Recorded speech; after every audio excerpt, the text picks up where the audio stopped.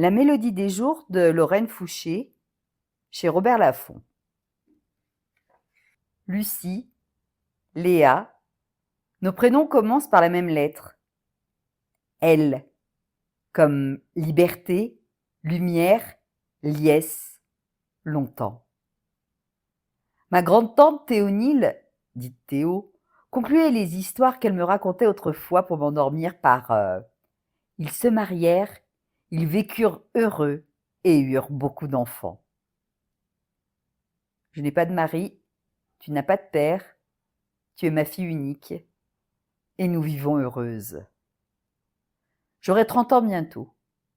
Tu en as 11 aujourd'hui. Ma petite douce, ma Léa des Bois.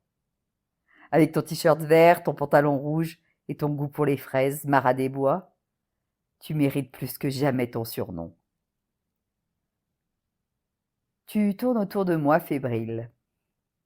Maman, c'est quoi mon cadeau d'anniversaire? Tu le sauras ce soir. Tu poses ton bol vide dans l'évier. Pourquoi tu veux pas me dire? Parce que je suis née à 2 heures de l'après-midi? Tu vas être en retard à l'école. Allez, zou, en route. Tu ris, tu attrapes ton sac à dos et tu pars en classe chaussée de Converse rose sur ta patinette argentée. Nous sommes arrivés en Provence au milieu de l'année scolaire. Tu n'as pas encore d'amis. Tu es en phase d'observation. Tu fais parfois preuve d'une maturité confondante. Peut-être parce que je suis ce qu'on appelle une mère isolée, ce qui sous-entend que ton père ne t'a pas reconnu. On se tient chaud, nos énergies se répondent, nos fous rires se mêlent. Le dimanche matin, tu m'aides à la fromagerie en jouant à la marchande en tablier rose. Tu es experte dans le maniement du fil à couper le beurre, mais je t'interdis de toucher au couteau. Je t'élève seule, du mieux que je peux. Les pères sont une denrée périssable dans notre famille. Ta patinette disparaît au coin de la rue. Je sors de leur cachette, le grand mône d'Alain Fournier et la console de jeux Wii dont tu rêves depuis si longtemps. Je prépare nos 2 couverts pour ce soir, napperon et serviette rouge, assiette jaune, vert, bleu. J'attendais avec impatience que tes 10 ans soient révolus. Les premiers symptômes de l'anorexie de Diane se sont manifestés à cet âge. Papa nous a abandonnés la veille de mes 11 ans. Toi, tu es en pleine forme au moment de franchir ce cap. Nous sommes bien au chaud, à l'abri du malheur. La malédiction ne nous a pas suivis. Je recule, je contemple la table de fête. Tu as choisi ton menu, toast au tarama, soufflé au fromage, salade de mâche, gâteau au chocolat avec joyeux anniversaire écrit en pâte d'amande. Un repas déséquilibré sans les 5 fruits et légumes politiquement corrects. On n'a pas tous les jours 11 ans. Ma fromagerie se voit de loin dans la rue de l'église grâce à sa devanture bleue et son auvent rayé bleu et blanc. J'ouvre la porte. Je dispose à gauche de la longue table de ferme les yaourts, la crème, le fromage blanc, le lait et le beurre. Au milieu, les œufs, le miel, le pain d'épices, les chèvres et les brie. À droite, les pâtes cuites. La boulangerie qui jouxte mon magasin est fermée. Le boulanger est mort et il y a, paraît-il, litige sur la succession. Sa Fiat 500 rouge est encore garée le long du trottoir. Les pneus sont à plat. Les jantes et les rétroviseurs manquent à l'appel. Une chatte y a fait ses petits en rentrant par le moteur. Tu lui apportes à boire et à manger. La matinée s'écoule paisible entre les habitués aux horaires immuables et les passants de hasard. À midi plein, je sers Darius, un infirmier grec aux cheveux de jais, aux yeux sombres bordés de longs cils et à la grosse moustache qui travaille de nuit à l'hôpital. Un dimanche, en t'entendant tousser, il m'a prévenu que tu avais besoin d'antibiotiques. Il adore la feta. Je lui compte toujours un peu moins que son poids. J'aime bien cet homme. Aujourd'hui, on sera 4. m'annonce fièrement une vieille dame qui vit seule et à qui j'accepte de vendre des demi-camemberts parce qu'il n'y a pas de raison que les solitaires soient pénalisés. C'est quoi ça? Du Saint-Marcelin. Quand c'est saint, c'est un lait de vache. Quand c'est sainte, c'est un lait de chèvre. 1 heure sonne au clocher de l'église. Mon dernier client compte sa monnaie. Bon appétit, lui dis-je en retirant mon tablier. J'ai rendez-vous pour ma visite de contrôle gynéco annuelle. Le soleil brille. Je souris à mon reflet dans la vitrine du coiffeur d'à côté. Il y a un bouquet de tulipes jaunes près de la caisse. Élancé, gai, sensuel. Nous sommes 4 dans la salle d'attente. Une adolescente maussade dont on aperçoit le nombril entre le t-shirt et le jean taille basse. Une femme, nerveuse, son portable scotché à l'oreille. Une grand-mère aux doigts déformés qui feuillette un magazine défraîchi. Et moi. Il est 2 heures. Il y a 11 ans, à la même heure, tu venais au monde à Lyon. Sans père, blême et affolie, sans grands-parents inquiets, sans personne. Je n'avais prévenu personne. L'obstétricien, un colosse barbu avec une tête de loup de mer, m'a dit « Je vous présente votre fille !» Et je t'ai tendu les bras.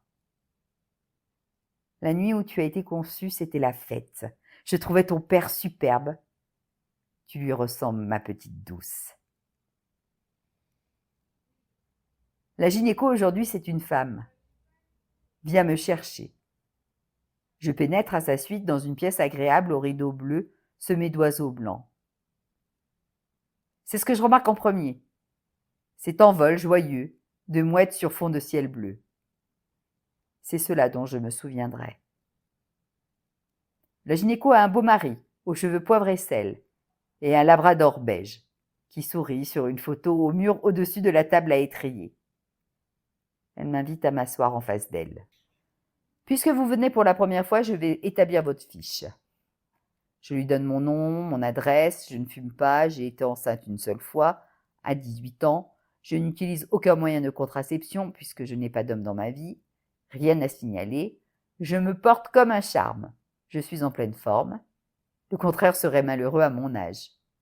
Elle entre ses données dans son ordinateur puis relève la tête. Elle a un visage décidé, franc, qui contredit son allure svelte, presque frêle. Je lui donne la soixantaine. Déshabillez-vous, dit-elle. Je suspends mes vêtements sur la patère comme tant d'autres femmes avant moi. Je m'allonge sur la table d'examen, je glisse mes pieds dans les étriers et je m'efforce de penser à autre chose. Ce n'est jamais un moment très agréable. J'aurais dû acheter des piles pour ta console. Je n'ai pas vérifié si elles sont incluses dans la boîte. Bien, asseyez-vous, je vais examiner vos seins. Je m'assieds sur le bord de la table. C'est presque fini. Encore un peu de patience, et je serai tranquille pour 1 an. Je vous fais mal? Là? Non. Les mouettes blanches du tissu devant moi volent au gré du vent. Dans 5 minutes, je serai dans la rue et je foncerai vers mon repassage et mes colonnes de chiffres. Débit, crédit, encaissement, balance. Et là? Interroge la femme aux oiseaux en fronçant les sourcils. Quelque chose a changé. Une soudaine tension dans sa voix m'alerte. Il y a un problème? La gynéco hésite imperceptiblement, me palpe de nouveau avec une grande attention. Et dans la lucarne de cette seconde en suspens, s'engouffrent les oiseaux des rideaux, tes cadeaux d'anniversaire, les musiques, les tableaux, les livres, toute la vie, toute la beauté et la violence du monde. Je sens une petite boule. Ce peut être tout à fait banal, mais je préfère m'en assurer. J'inspire à fond, mon cœur s'affole derrière mes côtes. Pourtant, rien ne peut m'arriver. Je suis trop jeune, je n'ai rien fait de mal. C'est idiot, mais ça s'impose à moi comme une évidence. Je ne suis coupable de rien, donc je suis invulnérable. Cela pourrait être mauvais? Je ne prononce pas le mot de la maladie que tout le monde redoute. C'est aussi tabou que de nommer Lord Voldemort dans ta chère saga d'Harry Potter. L'an dernier, il y a eu une campagne d'affichage nationale avec cette phrase hallucinante. « Ne vous inquiétez pas, c'est un cancer. » Je secoue la tête. Je repousse l'idée. Ça n'arrive qu'aux autres. Par exemple, à ma cliente anglaise qui avait un large sourire, de magnifiques boucles auburn et l'accent de Jane Birkin. Elle a commencé par perdre son sourire, puis je ne l'ai plus vue pendant un moment. Ensuite, elle est revenue au magasin avec les traits tirés et un grand turban autour de la tête. Un jour, j'ai failli ne pas la reconnaître à cause de sa perruque de cheveux raides. Elle m'a parlé de son cancer du sein, comme si j'étais une amie proche. Je vais vous prescrire une mammographie et une biopsie sous échographie, précise la gynéco. Vous pouvez vous rhabiller, ne prenez pas froid. Les bras instinctivement croisés sur la poitrine, je frissonne. Il fait chaud dans le cabinet de consultation, mais la gynéco sait que ces mots ont ouvert une brèche, par laquelle s'est engouffrée la froidure, qu'intérieurement je suis transie. Je palpe tous les jours des seins et parfois des grosseurs. L'imagerie est là pour nous aider à savoir de quelle nature elles sont. Je ne peux pas voir à travers, poursuit-elle en me regardant droit dans les yeux. Elle a prononcé les derniers mots avec une sorte de douceur. Je ne peux pas voir à travers. Comme si elle regrettait de ne pas posséder le regard infrarouge des super-héros de bande dessinée. L'imagerie est là pour nous aider. Je ne connaissais pas ce terme. Pour moi, jusqu'ici, il n'était lié qu'aux albums pour enfants que tu feuilletais il n'y a pas si longtemps. Caroline à la ferme, Dora l'exploratrice. J'essaie de crâner, mais je n'emmène pas large. Pas moi, pas nous, pas ça. Pas la malédiction des 10 ans dans notre famille. Tu es encore si petite. Prenez rendez-vous rapidement et venez me voir directement après, dit la gynéco en me tendant l'ordonnance pour le radiologue. J'attrape mon chéquier et je règle les honoraires. La femme aux oiseaux ne sourit plus. Elle a une bizarre expression de gravité, comme si je venais de passer un examen et de le rater. Dans la salle d'attente, il y a toujours la jeune ado, la quadra au portable, la vieille dame qui somnole, tête penchée, en ronflant doucement. Mais la paix s'est envolée, comme les mouettes du ciel pur des rideaux. Dehors, je m'adosse au mur de l'immeuble, sonné. Depuis ta naissance, j'ai la gaieté contagieuse pour t'offrir l'enfance insouciante que toutes les petites filles devraient avoir. L'enfance qu'elles ont parfois quand elles sont nées du côté de la planète où il n'y a pas de guerre, où les enfants se réveillent le matin avec des yeux qui pétillent et une bouche qui rit. L'enfance que je n'ai pas eue parce qu'un jour, Diane, ta tante, mon modèle, ma fabuleuse grande sœur, n'a plus voulu manger. On l'a hospitalisée en psychiatrie. Maman s'en est tellement voulu qu'elle a perdu les pédales et est reculée dans le temps. Elle est redevenue une jeune fille attendant que son amoureux vienne l'emmener au bal. Elle nous a effacés de sa vie pour moins souffrir, j'imagine.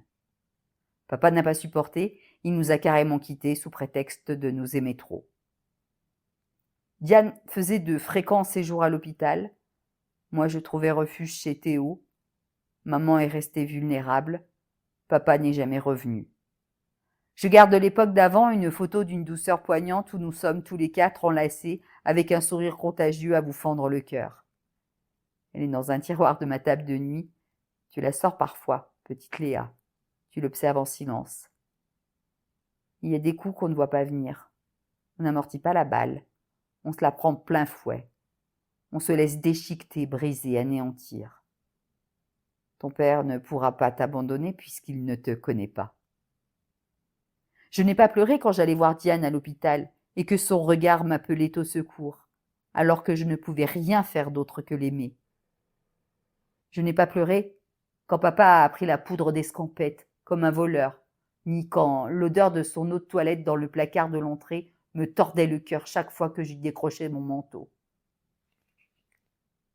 Je n'ai pas pleuré quand maman est partie en vrille et que nos rôles se sont inversés. Je n'ai pas pleuré quand j'ai compris que je n'avais pas le droit de dire à ton père que j'étais enceinte de lui, ma Léa. Je n'ai pas pleuré quand j'ai accouché seule et que personne n'est venu s'extasier devant toi, si jolie et parfaite. Pourtant, Aujourd'hui, au pied du cabinet de cette gynéco, je fonds en larmes. Je ne peux pas être malade. C'est inimaginable. Ma jeunesse est comme une armure. Je suis un roc, une montagne. Je n'ai jamais vacillé.